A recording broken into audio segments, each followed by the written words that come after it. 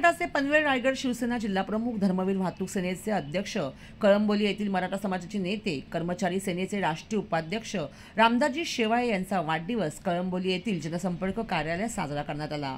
यावेळी आमदार प्रशांत ठाकूर, आमदार विक्रांत पाटील यांनी शुभेच्छा दिल्या, तर उपमुख्यमंत्री एकनाथ शिंदे यांनी वाढदिवसानिमित्त शुभ संदेश पत्र पाठवून त्यांचं अभिनंदन केलं।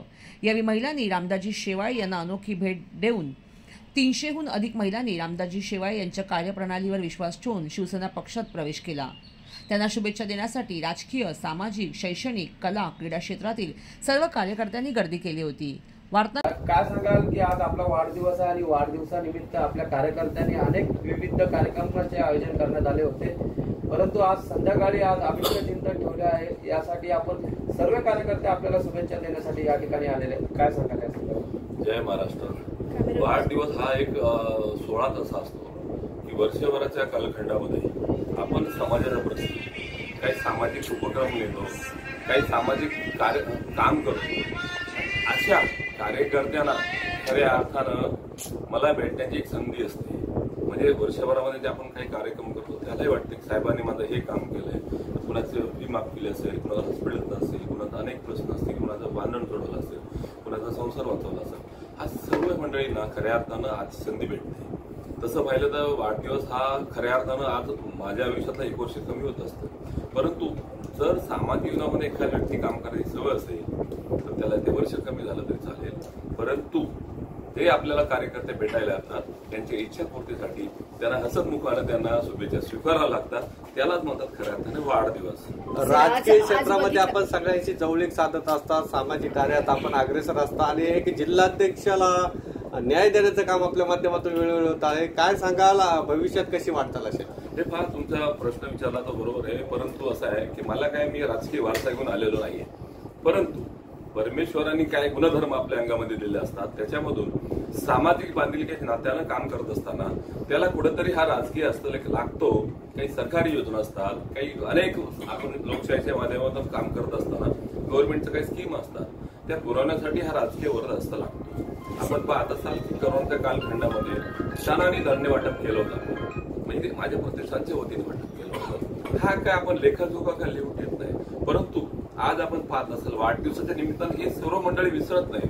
आपण जर एखाद्याचं काम केलं आणि विसरून गेलो, परंतु त्याच्या मनामध्ये असतं की माझ्या साहेबांनी हे काम केलेलं आहे आणि त्यांना संधी खऱ्या अर्थानं वाढदिवसाच्या निमित्तानं आम्हाला भेटण्याची मिळत असते आणि परोपकार किंवा काही त्याच्या प्रती असणारी भावना हे व्यक्त करण्यासाठी आज त्यांना खऱ्या अर्थानं वाढदिवस असतो आणि त्यालाच आपण वाढदिवस साजरा करत असतो। गेल्या अनेक वर्षापासून कळंबोली परिसराचा जो विकास आहे, अनेक मुद्दे असतील, तरुणांचा मुद्दा असेल, महिलांचा, ज्येष्ठांचा, प्रत्येक विषयाला तुम्ही हात घालून त्यांना न्याय देण्याचा प्रयत्न केलाय, त्यामुळेच कुठेतरी ही गर्दी सर्वसामान्य लोकांची आज तुमच्या भेटीला दिसते।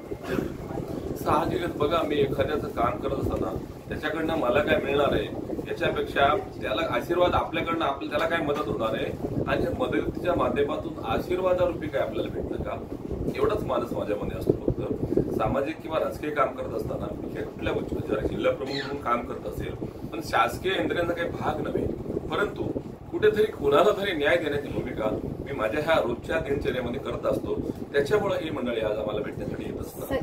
येणारे नवीन संकल्प काय असेल आज वाढदिवसानिमित्त तुम्ही येणारे पुढचे तुमचे संकल्प काय असतील किंवा जनसमुदायासाठी तुम्ही काय एक जिल्हा प्रमुख म्हणून जर विकास करायचा झाला तर काय मुद्दे तुमच्या डोळ्यासमोर आहेत की येत्या वर्षभरात किंवा येत्या काळात तुमच्या माध्यमातून ते जनतेसाठी करायचे आहेत संकल्प? नाही बघा, एक माणूस असा आहे, आपण पाहत असतो जरी आपण जिल्हा प्रमुख काम त्यावेळेला मला साहेबांनी एकनाथ शिंदे साहेबांनी जिल्हा प्रमुख त्यावेळेला तुला दिली, परंतु ही तुला दिल्यानंतर एका जिल्ह्याच्या नेतृत्वाला तर आपल्या पार्टीच्या माध्यमातून हे सरकारी स्कीम असतात, असंख्य सरकारी स्कीम आहेत। मला ह्या स्कीम आता जिल्ह्याचं नेतृत्व आल्यानंतर माहिती पडल्या, अशा असंख्य स्कीम असतात, ह्या आपल्या सर्वसामान्य लोकांना माहिती नसतात। मग आता शासन आपल्या दारी आपण जो पाहतो तो उपक्रम शासनाने घेतला, त्यावेळेला आपल्याला माहिती आहे की आपण चॅनलच्या माध्यमातून वार्तांकन करता की त्या माध्यमातून किती लोकांच्यापर्यंत जाण्याची संधी सरकारनं घेतली आणि अशा काही गोष्टी आम्हाला पण आमच्याकडून नेत्याकडून मीटिंगमध्ये असं सुचवले जातात की जनतेच्या हिताची कामं काय असतात,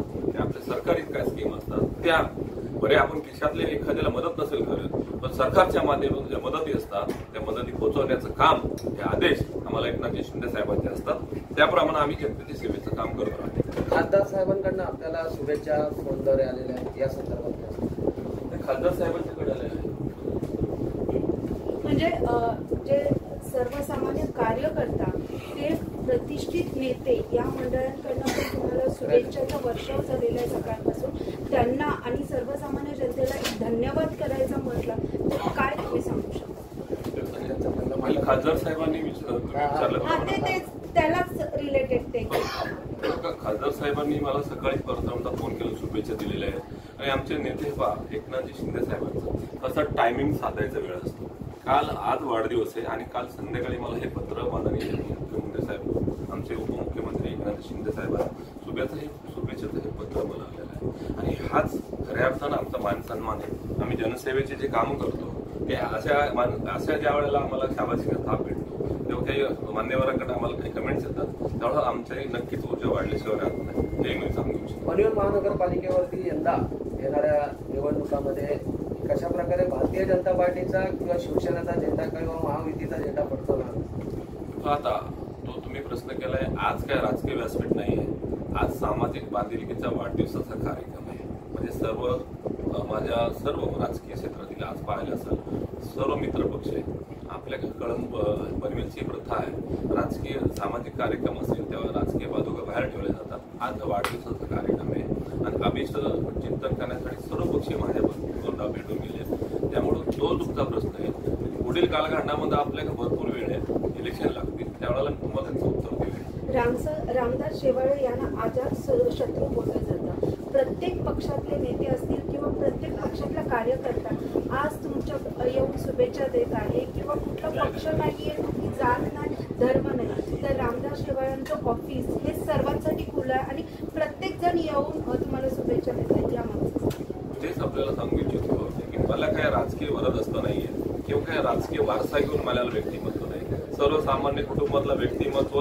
मी पण रोजीरोटीसाठी इकडे आलो, परंतु माझी भावना खिशात जर 2 रुपये 1 रुपया माझ्या सहकार्य अडचण आली त्यासाठी खर्च करायची धानत ही माझी पहिल्यापासून आहे.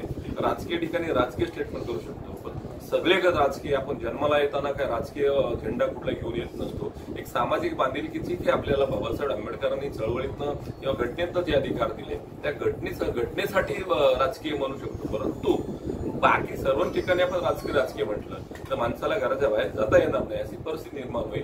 पण ज्या ठिकाणी राजकारण असेल त्या व्यक्ती आहे, पण बाकी ठिकाणी समाजकारण. आणि आज आपण हे पाहता की माझा जन्मच समाजकारणाचा आहे आणि बाळासाहेबांचे विचार समाजकारणाचे आहेत. त्या विचाराला मी नंतर वारसा घेतला, कारण त्या पिढीतून आमच्या पिढीमध्ये अंतर आहे. परंतु काहीच्या रक्तामध्ये असतंय की मला सामाजिक काहीतरी काम करायचं आणि सामाजिक बांधिलकीच्या हिशोबाने मी समाजामध्ये काम करत असतो. त्याचं मला रिटर्न मिळावं ही माझी कधीच अपेक्षा नसती. म्हणून माझा 24 तास सगळ्यांसाठी खुलं असतं. थँक्यू. धन्यवाद. वार्तांकन ब्युरो रिपोर्ट कळंबोली.